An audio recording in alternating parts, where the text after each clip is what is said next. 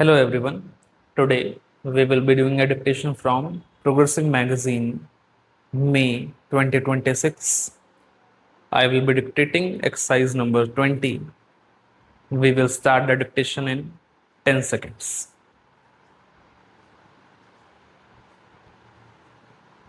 Five seconds to go.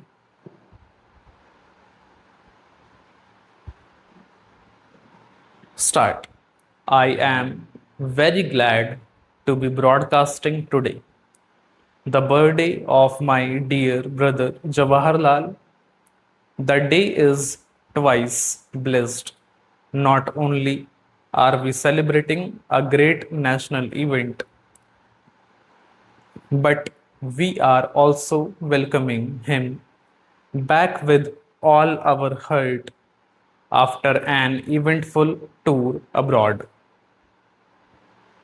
Our birthday gift to him is loyalty and devotion. He has returned it with compound interest by raising our country's status abroad and by presenting a sum total of goodwill and friendship which he has engendered wherever he has gone during his tour. He returns today again to resume the heavy burden of responsibilities which attach to his high office.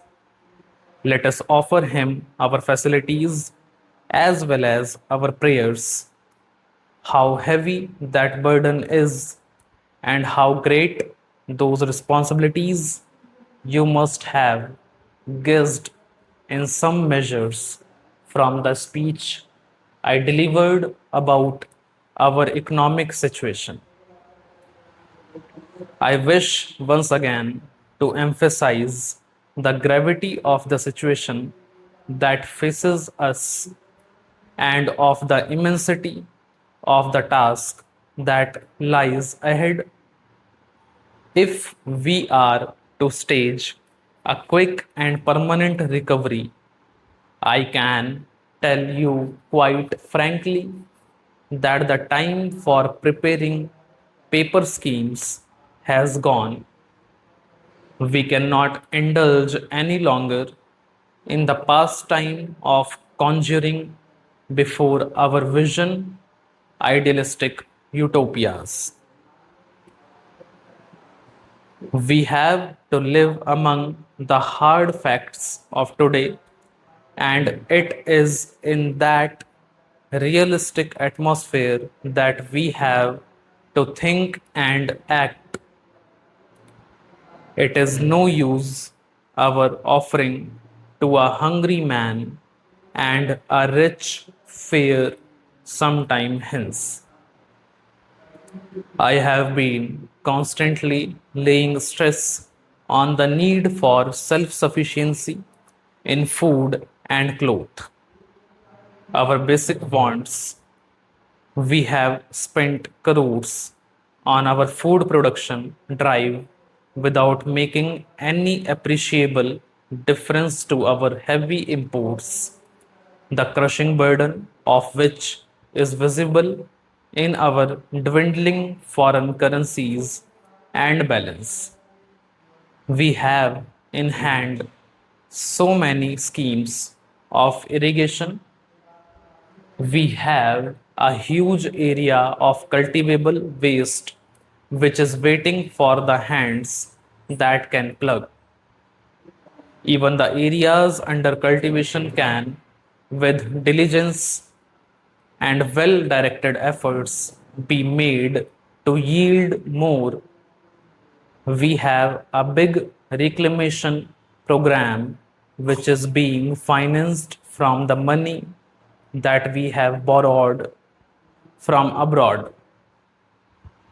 In addition, we have programs in India for subsidizing schemes of food production.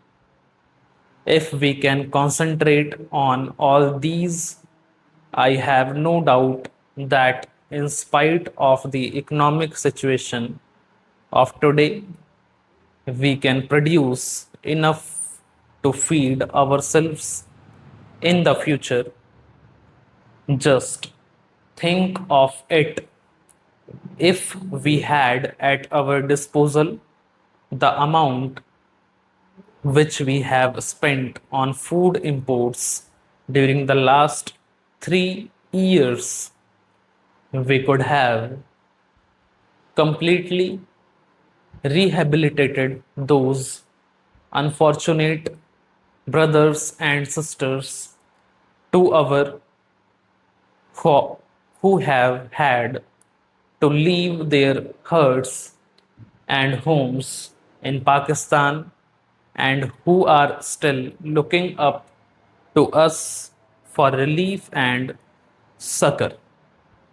My heart bleeds to see so many of my unfortunate countrymen living in conditions of filth and poverty.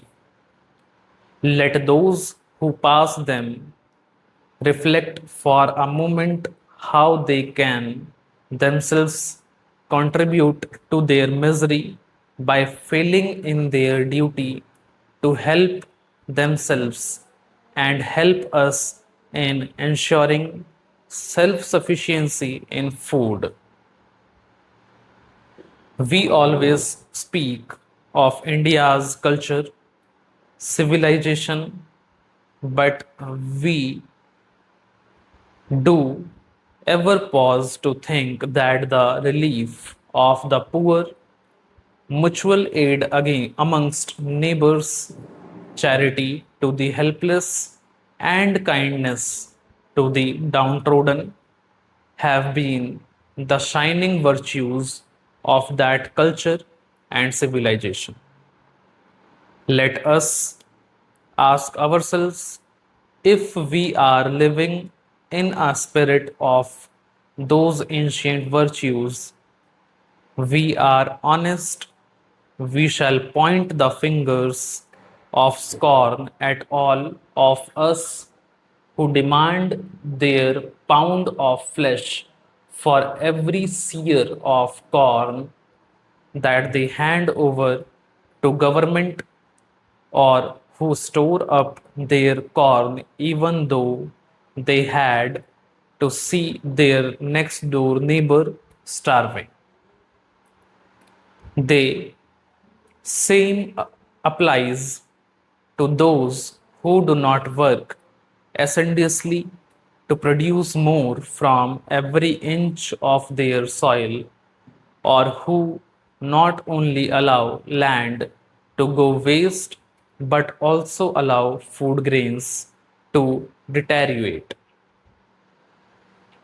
Are we to take Gandhiji's name only when it suits our purpose? I should like to ask all those who swear by him how they reconcile their professions of faith in his mission with the everyday breach of the principles which he taught. My appeal to the agriculturalists is to work and work hard with a will to get the best of our exertion and deliver to government the maximum they can spare on the basis of their minimum requirements. They should help government to implement the many programs of increasing food production so that we can restore the balance between supply and demand of food grains as quickly as possible. Whatever area can be brought under cultivation must be utilized to produce food grains. My next appeal is to the industrialists, businessmen, traders, and labor.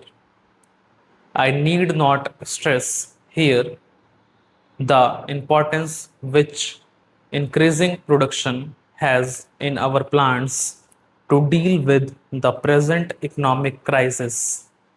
In many ways, it is our one and only hope to correct the maladjustment between supply and demand, and thereby reverse the rising spiral of prices. Government, industry, and labor must take national service. Stop.